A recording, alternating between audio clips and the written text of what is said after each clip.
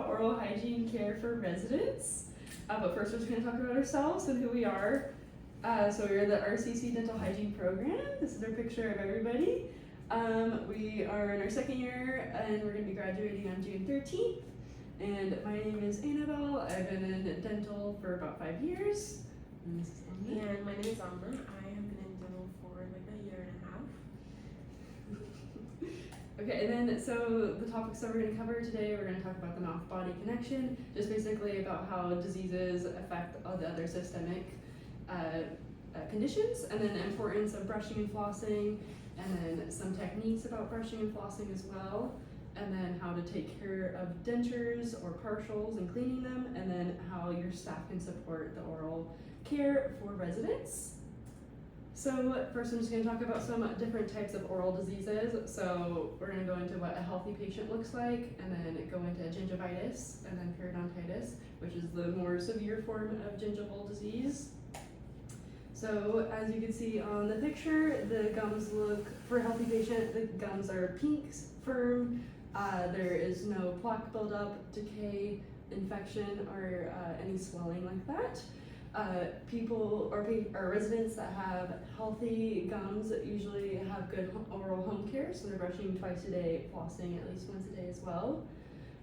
When you do brush and floss, there's no bleeding upon brushing and flossing. They are able to eat, speak, and swallow without pain or difficulty. And then for gingivitis, this is the early signs of gum disease. So as you can see in this picture, the gums are a lot more angry, red, some swelling. There's also when you brush, there's going to be bleeding, and with flossing as well. For gingivitis, it is a reversible disease. So when you keep up with home care and they go to the dentist more regularly, they can go back to a healthy patient. Then for elderly patients, they have difficulty cleaning their mouths due to arthritis, memory care, or any other conditions they might have. So a caregiver offers a lot of support to help make a big difference in making that shift to the healthy mouth. Then shifting over to periodontitis, which is the severe form, as I said earlier. When gingivitis isn't treated, and there's also systemic issues that kind of progress that disease to cause bone loss and attachment loss, which then will lead to tooth mobility and then eventually tooth loss in the future. So signs to look out for are some redness and swollen gums. Their gums will also bleed with brushing and flossing. They will have gum recession where the root of the tooth is exposed, and they might also have a pain with chewing or eating because of that tooth loss or the bone loss. The teeth are loose, and so when they bite down, their teeth kind of flex when they eat, and so that kind of causes them a harder time eating. And so they might have changes in their eating habits and have mouth odor or bleeding. And then we're just going to talk about some systemic health. Since the oral cavity is connected to the whole body, we will be talking about how bacteria spreads throughout the body and what kind of diseases that come along with that. As we know, our oral cavity is a gateway to our overall health, and bacteria in the mouth, or overtaking of bad bacteria in the mouth, means basically bacteria in the systemic health, bloodstream, hearts, lungs, and over time that persistent low-grade inflammation causes low-grade inflammation throughout the body, and with that comes with periodontal disease, and periodontal disease has been linked with cardiovascular disease, diabetes, Alzheimer's disease, rheumatic and respiratory disease, along with dementia, obesity, metabolic disorders, and cancers. We'll be talking about inflammation a lot, so it's kind of important to set a baseline of what acute and chronic inflammation is. So acute is like short-term inflammation process of your body.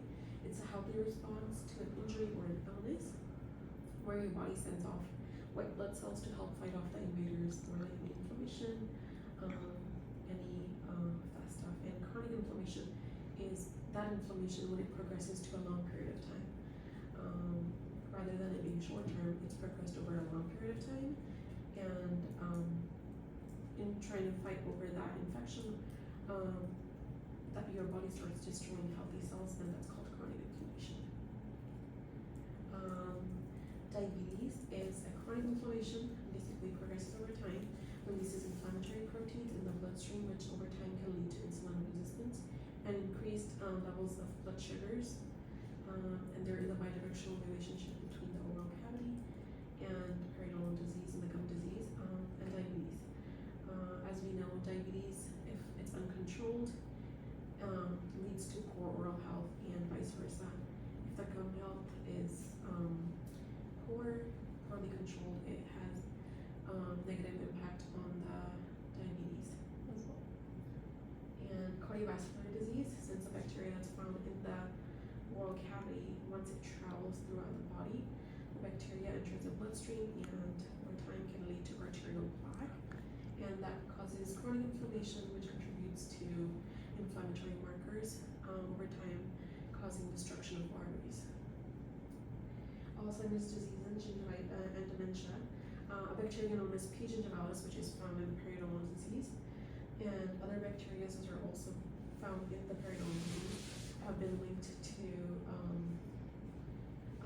have been found in the Alzheimer's patients as well as, and that includes both living and deceased patients. The way these bacteria work is that they release toxins known as gingipaint, and they basically destroy the nerve cells.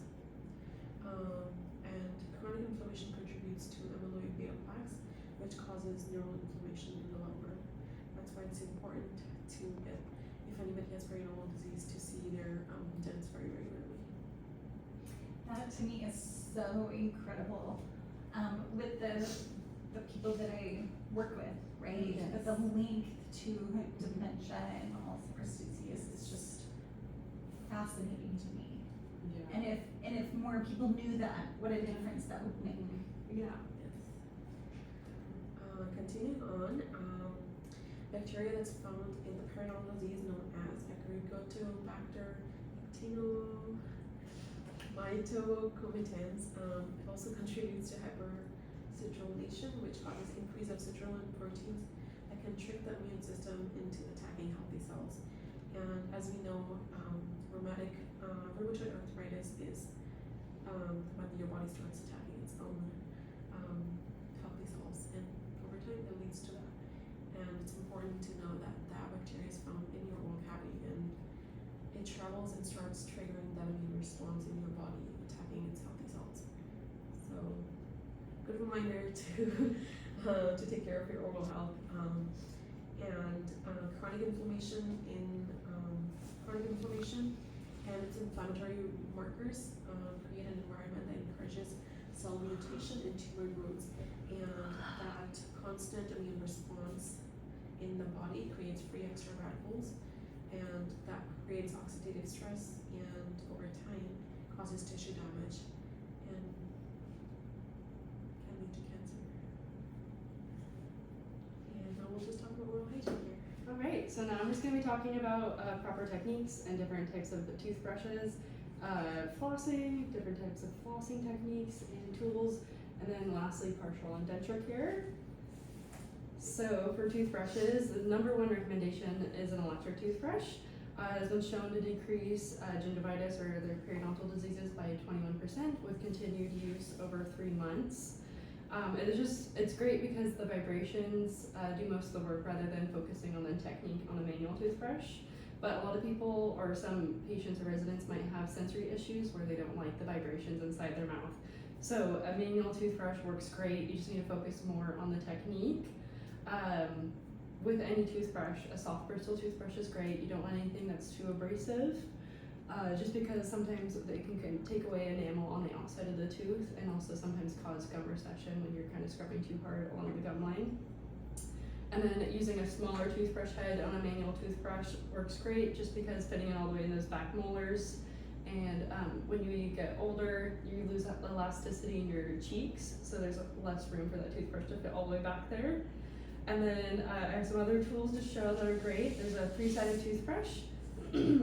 So they're gonna touch the outside, the top, and the inside all at once. So, and then you just scrub it back and forth and make sure you're getting all the surfaces. This is great if you have very limited time inside their mouth, and you can get all surfaces all in one go rather than having to go one side, and then on the top. And then another great option is called a uni brush or a U-shaped brush. You just have the patient bite on the this guy, and then you there's an electric version or a manual version, but you kind of just turn it on and let it vibrate. And I've seen that you only need it on for about like 30 seconds, which is great if you only have limited time, or it just removes everything in one quick motion. It's not like the best at removing plaque, but it's better than nothing. And then for dexterity toothbrush options on the next slide. So with getting older, you have decreased dexterity and your hands are not able to grip onto toothbrushes as well as you used to. And then also not being able to lift your arm up as much to reach up to the mouth. So using tennis balls, hand grips is great for being able to hold the toothbrush still. And then a longer toothbrush, like the one over there, is great for reaching up without not having to bring your arm up all the way up. And then you could use the same thing for floss as well on that one, get like a little ball at the end. And then just gonna talk on some toothbrushing techniques. So when brushing, just use a pea-sized amount of toothpaste if you can spit it out. If they can't spit it out, use only a smear or rice-sized amount just so they're not ingesting too much toothpaste. And then also advise you to brush twice a day. And then if that can be done, nighttime is the most important time just because you're sleeping with all that plaque, food, it creates acid and that causes the decay in your teeth quicker and gum disease. So just if you do it at least once a day, great at nighttime. And then also you said how they will brush the top teeth and then put in the chart and do it the next time for the next time you see them, which is great as long as you're doing the full mouth in one day. And then I'm just gonna go on some techniques. So there is the technique I'm gonna talk about is the Bass method. In this picture, it shows it pointing the toothbrush at a 45-degree angle at the gums. So you're just gonna angle it and kind of do circular motions near the gums, making sure all that plaque is getting removed along the gum line, and making sure that there's no disease progresses in that area, and also no cavities start along the gum line, because if plaque gets left there, it develops into a cavity. And then for an electric toothbrush with the Bass method, it's kind of the same thing, except you just kind of have to sit the toothbrush there at the angle and kind of let it do the work rather than having to do little circular motions on the teeth. And then I'm going to show the video that Bonnie showed us, but it's the hand under hand technique. This is a great way of helping guide the toothbrush with their hand, so you're not going in and putting the toothbrush in their mouth, and like if something that they're not familiar with, it might be scary or unfamiliar. So I'm just going to show this video.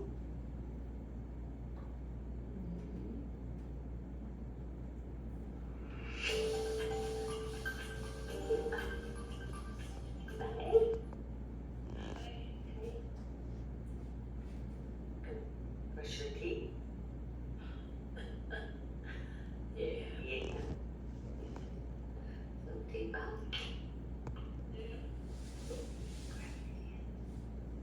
All right.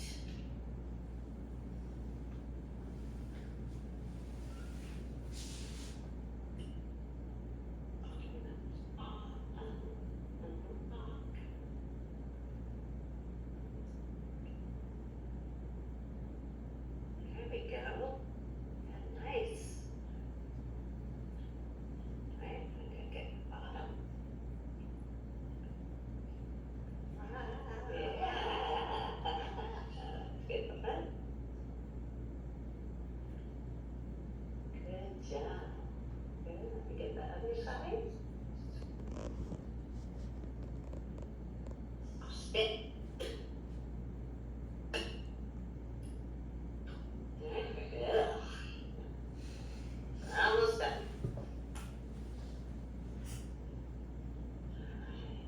Let's stick out the tongue.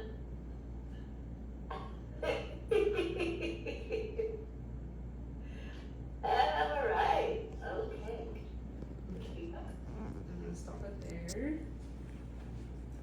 She just goes on the rest of the video, basically just showing what it would have been like if you didn't do that, and she's just resisting the toothbrush if you would just put the toothbrush in the mouth. next I'm just gonna talk about interdental care or flossing. So depending on the spaces in between the teeth, so a healthy gums, the gums are gonna fill the space and make a triangle or pyramid shape.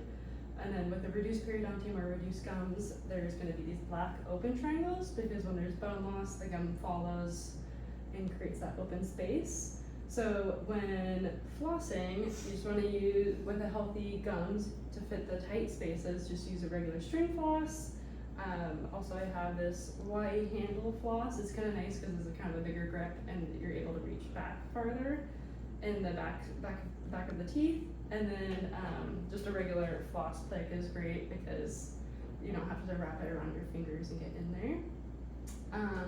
And then for those bigger open spaces, what I recommend is a proxy brush. It's basically kind of like a tiny little Christmas tree or a tiny little toothbrush. They fit in between these black triangles and kind of just push out all that plaque in between those open spaces and fills it and make sure that it gets all removed. And then another option would be a water flosser if they're able to tolerate it. That also just flushes out those bigger spaces and make sure all that plaque and food gets removed in between there.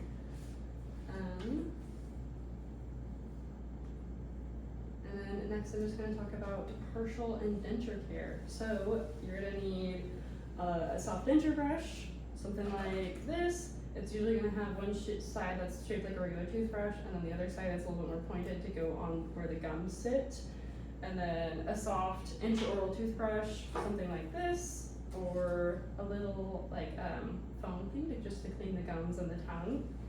And then a sink or a basin with a towel, just because when you take out the denture, there's going to be a lot of saliva and stuff that comes out with the denture. And then a cup, and then these little cleansers. You can use like a little tablet or this powder, which is great. And then also mouth rinse or saline for afterwards, just to rinse out their mouth if they're able to tolerate it. And then I just did a little example of Evergent as one of the types of cleansers that could be used. And then for the steps of partial denture cleaning, so you first just want to remove the denture out of their mouth, have a towel ready, a sink, and then you want to rinse away the denture under the sink and make sure that it's all, remove all the food and debris on it. And then you want to take the toothbrush or the denture brush and make sure you're brushing all the teeth, and then getting on the top of the denture and making sure you're getting in all these grooves and removing any adhesive that was left over. And then make sure not to use any toothpaste because sometimes it can be too abrasive on the denture because it's resin. It'll kind of create it'll create some like scratches on it. And then you want to rinse the dentures thoroughly with some water, making sure not to use too hot of water. And then soak the dentures with a cleanser and a cup overnight. And then make sure that solution sits overnight and replace it daily. And then after that is done, you want to clean the gums and tongue, kind of just going around the gum line and making sure there's no food and stuff stuck inside their like vestibule or that spaces or in their tongue as well, because all bacteria and stuff get trapped in that area. And then afterwards, if they're able to tolerate it, just rinse with some warm water, antimicrobial rinse or a saline solution. And then, so I'm just going to touch on some oral lesions that are related to dentures or partials. So if a denture is left in for too long and it's not taken out every night, it can cause a denture stomatitis, which is basically a fungal infection that happens on the roof of the mouth or can happen on the bottom as well. They just need to be referred out to a dentist, and they will prescribe an antifungal medication like nystatin just to get rid of that fungal infection, and to take out the denture every night will help as well. And then denture-related ulcers. This is due from an ill-fitting denture where there's high spots, or sometimes there's an adverse reaction to adhesive as well. Also just need to be referred out to a dentist to get adjustments done on the denture. And then a bullous fissuratum is an overgrowth of tissue from an ill-fitting denture. This just needs to be referred out to the dentist, and sometimes they have to remove that extra growth of tissue. And that is that with the oral lesions. And I will talk about aftercare meals. As we know, after done eating, food is usually stuck between the teeth, and over time it can lead to bad breath. Trapped food over time starts releasing acid on the teeth, and the acid causes demineralization, and demineralization of teeth means basically cavities in the long run. Steps that you guys can take to help your residents prevent cavities and all of that would be helping your residents rinse with water right after they're done with their meals. If they can tolerate, maybe rinsing with mouthwash. So that way the plain water or just the mouthwash can help reduce acidity in the mouth. It's important to know that you want to avoid brushing right after a meal because the pH of the mouth is really low, and by brushing right after, you're just going to wear off the enamel, which is a protective layer for your teeth.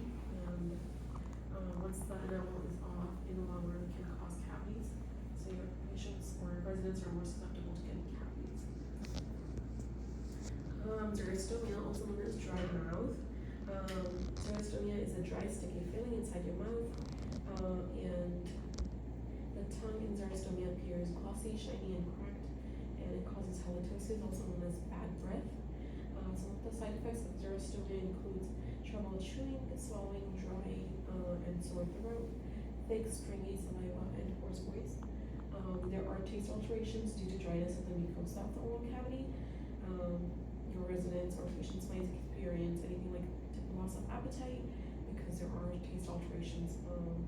Some of the causes for xerostomia includes multiple medication use, radiation for head and neck, cancer therapy, smoking, or blocked salivary glands. The treatment for that would include that giving your residents maybe like a water bottle so they can sip throughout the day, ice chips, saliva substitutes like sugar-free gums, xylitol, avoiding alcohol or alcoholic mouthwash, and also known as xerostome gels. They just put it inside the oral cavity, kind of lube it up, and that kind of helps stimulate the saliva and keeps the mucosa pretty wet. Soft tissue exams. As caretakers, Yes, I have a quick question, or actually statement on the xerostomia dry mouth. In our licensed care areas, that's one thing that our surveyors will ask our residents. So in the health center in skilled nursing, the facility can be cited if a resident complains of dry mouth and we haven't done anything. Oh. So it's that important that our surveyors are looking at that, and there's many medications that cause it. So they will look at a patient's medication list, and if they're on, antidepressants or certain meds that contribute to that, they'll go ask that resident. And if they have dry mouth and it's not being addressed or treated, will be cited. Okay. That's such a big deal. Yeah, That's yeah. good. Yeah. And because of all those things that you listed, Yeah. right? Loss of appetite, weight loss, and those are major triggers for skilled nursing and licensed care areas. If they see weight loss, that's a sign of abuse and neglect, and what are we doing about it? And so that can be one of the steps, and of course it has to do with comfort as well, right? So if we're identifying it and taking action, then we could potentially be preventing all these other things that happen. So yeah, it's a big deal. Thanks.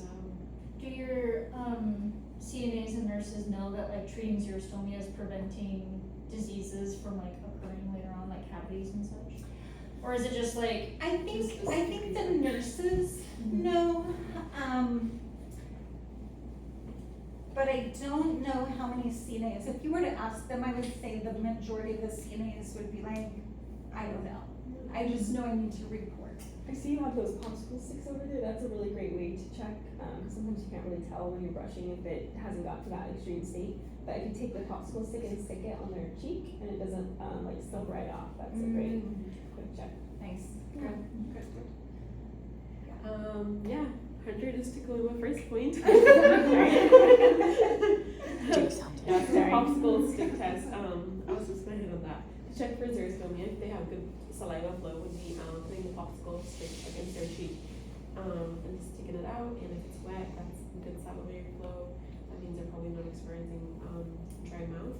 But if that comes out dry and like sticking to their cheek, then it's probably a good indicator that they probably are experiencing dry mouth. Some of the signs that caretakers and CNAs can help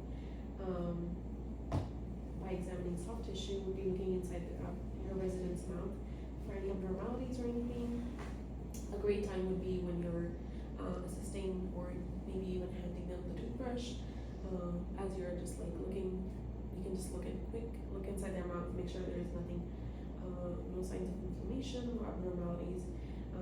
Even though you guys might be taking care of patients with dementia and Alzheimer's, these patients, it's important to know they might not complain, so it's your responsibility as a caretaker to look for those signs. And if there are any changes or anything like that, noting to the charge or somebody with authority know. And if something inside the mouth is not healing within 5 to 7 days, it's like, yeah, we've got to go out. Referral is needed. And in conclusion, we're gonna try to do as much as we can as caretakers and as CNAs with your time. It's important to use best techniques to help your residents be more efficient in cleaning their teeth and keeping them nice and clean. While doing so, also looking out for soft tissue exams and lesions. And even though your patients might not complain. And as a caretaker, it's important.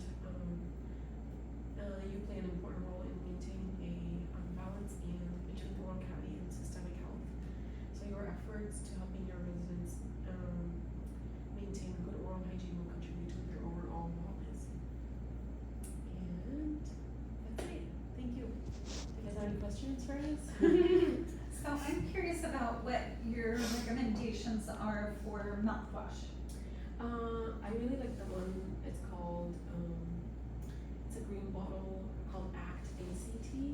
That's alcohol free, that's an ADA approved one, and they have pretty good flavors, so I really like that one. And with mouthwash, proper way to use it would be rinsing your mouth with the mouthwash, spitting it out, and just like not rinsing with anything. Like some people tend to rinse with water. So you want to avoid that. Same with brushing. Once you're done brushing, just spit it out. Rinse the toothbrush and leave the toothpaste. Yeah, that's a proper way. So that way the fluoride in the toothpaste and the mouthwash is sitting on your teeth and helping with any of the demineralized areas. And what if you can't guarantee, like someone with dementia or maybe a child, that they're not gonna swallow the mouthwash? With those people, I would just maybe stick to Just plain water. like what I said earlier, like just use a a brush size or a smear, and just don't even use any mouthwash, because like if like a 3-year-old or younger, you're not gonna give them anything like mouthwash because they're just gonna swallow it. Yeah. So mouthwash probably just stick to plain old water for mouthwash. I know some assisted care facilities will use a Q-tip and will dip it into the mouthwash and then just kind of rub it, like they'll scallop it around the gingiva, around each tooth. Yeah. Swabs, yeah. That's good idea.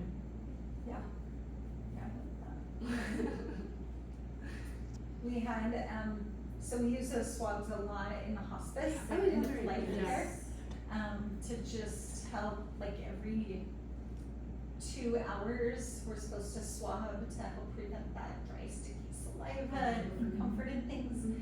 And we will dip it in whatever they like. I had a gentleman one time lived out in Gold Hill, and we cared for him in his home on hospice, and he liked beer. We dipped his swab in beer. Nice. Like, that's what he liked, and No, he's already on hospice, so if it. Yeah. Right? It can be wine. Yeah. So great. Yeah. Another good option, if like for whatever reason they don't like ACT, or if they have like real severe dry mouth, biotin is a really good one.